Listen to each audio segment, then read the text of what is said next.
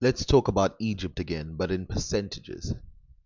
I want to mention something because a lot of people think that conclusions have already been made, but these conclusions have not been made. So let's start. It is thought that some African scholars believe that there were no Middle Eastern people in ancient Egypt, a false claim that is easy to attack, which is why people latch themselves to that idea. The reason why they latch themselves to that idea, of course, is because, again, it's an easy one to attack. One that's harder to defend is the position of Zahi Hawass, who claims that the culture of Egypt has nothing to do with the cultures of Africa. And of course, respectfully, I have to disagree. I have in this channel shown much a similarity between the ancient Egyptians and African culture. But I want to explore these ideas about percentages, about how many people lived in Egypt and the times and the histories and all of that. But in order to explore it, because of course we're dusting up old wounds by talking about the demographics of ancient Egypt when there's more important things like their religion and stuff like that. But I want to justify why, if I depict the ancient Egyptians as black, why it's perfectly okay. But let's start with their claim. Their claim is that some Middle Eastern people who came from close to the Middle East, not the Sumerian areas, came and landed in Egypt, enriching the civilization. Even though many African scholars have really bowed down to this idea and said, yes, sure, there were some Middle Eastern people in those regions. People like to take the obvious losing position that the ancient Egyptians couldn't have had any other group inside Africa except one race at a time. And the reason for this is obvious. Now, this is why I defended Quelamika's arguments, which I wish I could play his videos, but I'm scared of all of these copyright attacks. This is why I defended his argument, first of all, because, first of all, he literally said that the Middle Eastern people were a big component of the African or the Egyptian people, in that, some of the pharaohs, you can easily tell that their faces go from African to Middle Eastern as soon as we go from, I don't know, 2000 BC to about 1000 BC. He didn't say it only happened years later in thingy, but he talks about it happening very early. So why is there the consistency of we said there were no Middle Easterners? Well, because again, there are extremists, and those extremists, they sit on this idea that everything has to be 100% or it doesn't work. And when you do that, of course you're going to fail. You're just setting yourself up for failure. But to attack that argument is also setting up for failure because, of course, in order for someone to beat you, then all they have to do is just disagree with the 100% idea. What they mix up is the fact that just because those people would have been Middle Eastern doesn't mean they would have looked like the Middle Easterners today. Because, of course, if they mix with black Africans, things change. As we see with other Africans who have mixed with Middle Eastern people, we can see that they start to change. They also mix up the argument with the idea that people in certain places, they can't be eradicated or moved or changed as a population in a short amount of time. That when populations exist at a certain place, they stay the same forever, or at least for a very long time. Now, again, this is despite or in spite of the fact that the Middle Easterners have books, reams of books, about how they replace populations in North Africa. They literally have books saying that in North Africa there was groups called the Berbers, and they owned the North African regions, and we came in and overwhelmed the population in number. It doesn't matter that they said that. It doesn't matter that, everybody else believes that. It must not be true because, of course, if it is true, then that means that black people were the only civilization that lived in that region, which is not even the claim. Which is not even the claim. Because, of course, like I said, the Garamantes, as they explained, the Garamantes were Ethiopians for the most part, meaning that there's another component to it. If we take these claims again and we shift them to a different location, so for example, let's go to the Bantu regions. If we take the mainstream idea about Bantu people, the mainstream idea about Bantu people is that they start in Congo, in the Congo regions, and about 1000 BC, 2000 BC, they leave those areas and go to neighboring regions.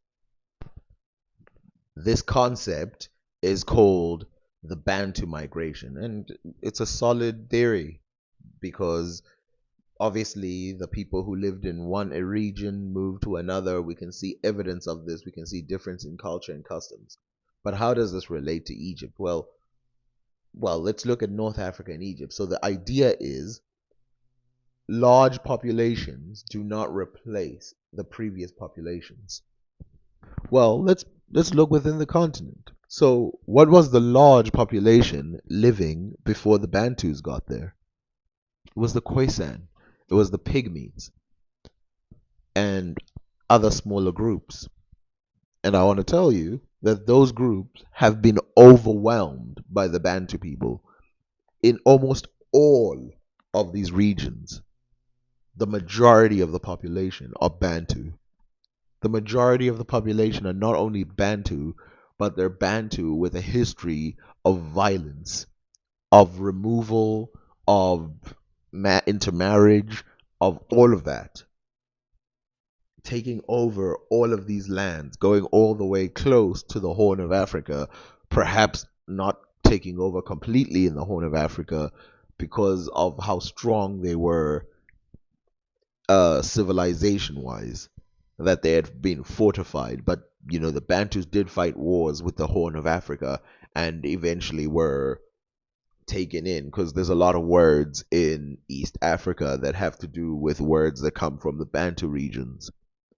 But let's leave that and talk about the exact migration. So, in the exact same continent that people say it's impossible for populations to be displaced, we see a giant displacement. Think about the region that I'm pointing out here. Every single spot, starting from the bottom of Congo all the way going down, we see evidence of Khoisan art, Khoisan rock art from that region. And within 1,000 years, we see Bantu rock art from Congo all the way down to South Africa. And not only that, we also see in Madagascar Bantu art. Now, here's a funny part to this claim again about people from the Middle East being unable to overwhelm a population. Well, if the theory is that the people who 10,000 BC came from the Middle East and basically replaced whatever population was in North Africa, isn't that another replacement theory? That the majority of the population used to be black, and then a bunch of Middle Easterners came over, and then they replaced the people. Again, I apologize for talking about the race of Egypt, but people won't let it go because it seems like a strong argument when it's really one of the weakest ones I've ever heard. Population displacement happens, and it's happened over and over again in history. It's happened in the Middle East, it's happened in India, it's happened everywhere. Now, of course, human engagement does happen as well. Let's take Germany, right? Let's take Germany and the people that they decided to remove in history as, because of their pure hatred for specific races. Genetically, if you DNA test the people who were ending the lives of those people in Germany at that time, genetically, they were also related to the people that they were removing.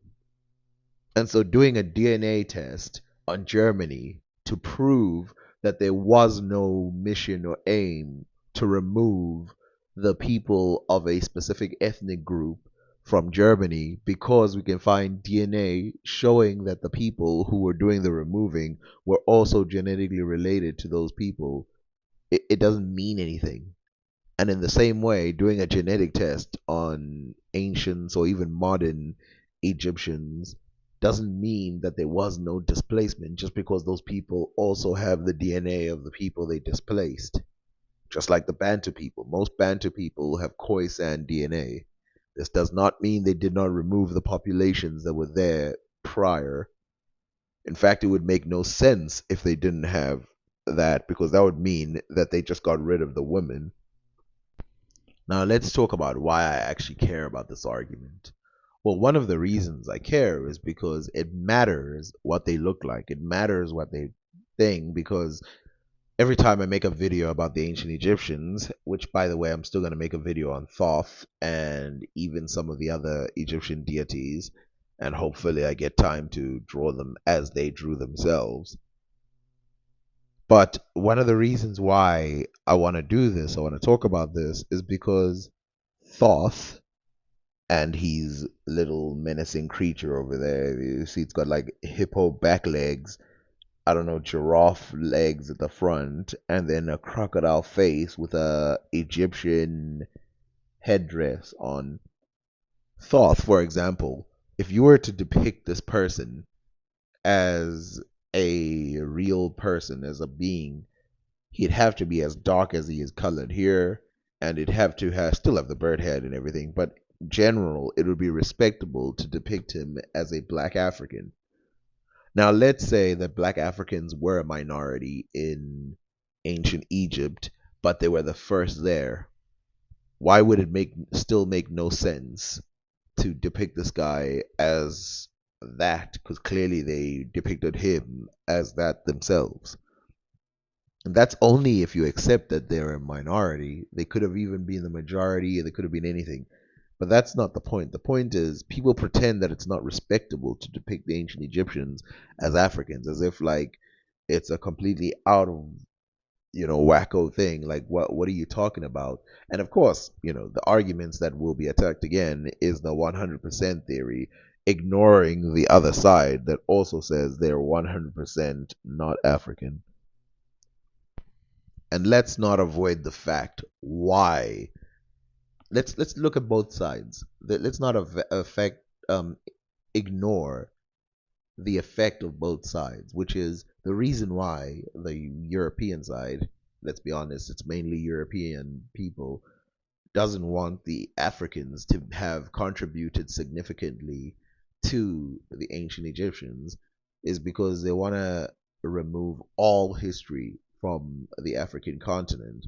And if the history of black people starts with ancient Egypt, suddenly they have a huge problem. Whereas in the other side, the black people obviously are defending from this idea because, there are some Africans that I know who have completely abandoned the idea that Egypt has anything to do with Black Africa, and then they go and look at other regions in Africa. But let me tell you how this goes. And this is the sad part. Let me tell you how it really goes. So you say, oh, I'm going to look into Kilwa. They say, well, there were some Persians there. There were some Persians in Kilwa? Yes, there were some Persians in Kilwa. Therefore, it's not an African civilization. You go, okay, fine then. I'll go away from Kilwa. Let's go to Mogadishu. Mogadishu, what you talk about? They used to trade with Yemen, and there were people from Yemen, and there were Muslims and all of that. Therefore, it's not an African civilization. You're like, okay, well, then let's go to the other side. Let's go to North Africa. Let's go to the Moors. No, there were some Middle Eastern people living there that traded with them, not to mention the Europeans that traded with them. Therefore, it's not an African civilization. And then you have to go, okay, fine. Well, then I get it. I get it. Okay. So all of those civilizations above the Sahara, or even in the Sahara, like for example, Ethiopia, all of those, Ethiopia, Sudan, all of those, I'm just going to ignore and say they're not pure African civilizations because, of course, there was some trade with Middle Easterners and other people like that. So I'm going to leave it out. Let me go further south. Let's go to the Kingdom of Congo. What Kingdom of Congo? That was given to you by, Portuguese, and they also traded with other people from other regions. The reason why it became sophisticated is because white people. You're like, okay, fine then. I'm gonna ignore that. Let's go to West Africa. West Africa, what their writing system is born from the Arabic writing system. There's also they've got names that are Arabic. They've also got all this other stuff. Therefore, not an African civilization. Okay, fine. Let's go further down. Let's go further down. Let's go to Mone Matapa. Let's go to Great Zimbabwe. Now, you would think that because a Great Zimbabwe doesn't fall anywhere near these arguments, that they would just accept it. They go, no, no, no, no, no. We find things in Great Zimbabwe like Chinese porcelain, we find Persian goods, we find all of that. Though the people never got there, it's quite clear that they were inspired by people outside of Africa. Therefore, it's not an African civilization. And then you start to think, like, okay, okay, okay, what are we talking about? What are we talking about? The only way that an African civilization can be an African civilization is if not a droplet of anybody's culture, custom, or anything ever touched the African continent. Then you realize this is a trap, and it's their problem, not ours. You know why? Because we know Africa traded with all of these. But if Africa was being traded with the Middle East, that means the Middle East was trading with Africa. Therefore, if Africa can't be an African civilization because they had trade and even people moving from the Middle East to Africa, that means that the Middle East can't be a civilization because they were trading with Africans. And so in turn, they're not a purely Middle Eastern well, a Middle Eastern civilization. Therefore, there's no such thing as a Middle Eastern civilization. Well, as soon as they took slaves all the way to the Middle East, that adds black people in a civilization. Therefore, there's no such thing as a Muslim civilization based on Arabs, because of course there were a lot of black people. Therefore, that civilization doesn't exist. The argument sounds dumb when you say it the other way around, but that's because we've been trained in our head to believe that that sounds like a smart argument. Well, okay. Well, let's look at a lot of the Black Moors that were sent to Italy and they were sent to Europe because there were some Black Moors, because there were some Arabs, because there were some people from other regions outside of Europe. Therefore, Europe doesn't have any civilizations. We know North Africans have been in Europe since really before any real civilization existed in that region. We know that um, the first civilization in Europe that is considered real, the civilization that took place in the island regions, which Greece would take over, the Minoans. We know that the Middle Easterns played a huge role in that society. Therefore, the Minoans are not a European civilization. Now, I made this argument hundreds of times when it came to the conversations about ancient Egypt and the people of Egypt. And I made it for a very serious reason, which is that I never hear anybody ever refer to European civilizations as multi ethnic or not being civilizations that are European because they have so many other places or so many other people who walk to these regions. And I made these arguments for on purpose. I made these arguments because I knew they would never accept them. They won't accept the idea that France is a multi ethnic civilization, and not multi ethnic as in many Europeans.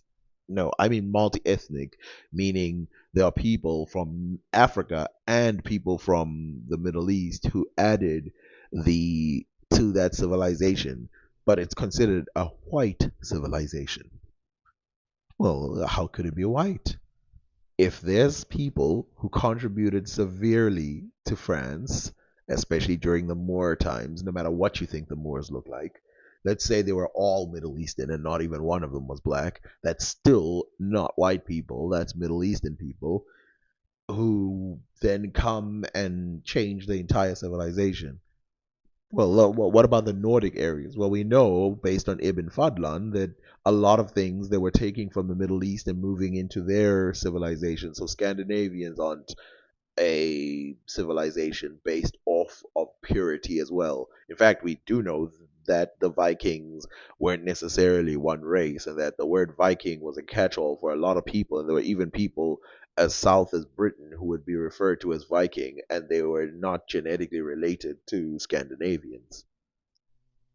What about Indo-Europeans as well, who come in from the Middle East, the northern Middle East, like Russian areas, and then they come in and swoop in. By the way, Russia is a perfect example of, a place that had many, many races. We know that the Russian population today that is white came from the Scandinavian regions. We know that their Middle Eastern populations came from the Middle East. We know that the natives of Russia, prior to both of these people living there, were a Turkic type of people. And we also know that there's a sort of Sino Japanese type of people that is native to Russia. Okay, so that would mean Russia is multi ethnic too. That would mean China is multi-ethnic. That would mean India is multi-ethnic. That would mean the word becomes pointless because every place that you can think of that is worth talking about is multi-ethnic. Which location can you find in the world where it has a pure race? Let's take for example India. India is a perfect one. So India has many, many groups that come in and they fuse together to create the populations of India. So we've got the Aryans, for example. Then we have the Dravidians, for example, two completely different looking people. And we know the Dravidians are related to the black looking Indians. I mean, I was about to call them Africans, but they're like Indian people who look like black Africans. And they mixed with the Aryans. That's mixed race. That's multi ethnic. Well, we go to Iran, and we know that some of the Iranian people are mixed with whatever Turkic people live there and Indo-European people. We also know that, the further you go to the Middle East, you still get this mix, you still get this mix, and then the closer you get to Africa, you get an African mix. What do you want? What is it that people want? Why is it that Egypt is stood out as like this multi-ethnic civilization when in real life we know that the cultural play, the racial play, the view, the history would have been consistent with the rest of Africa? Not the whole continent. I'm not saying that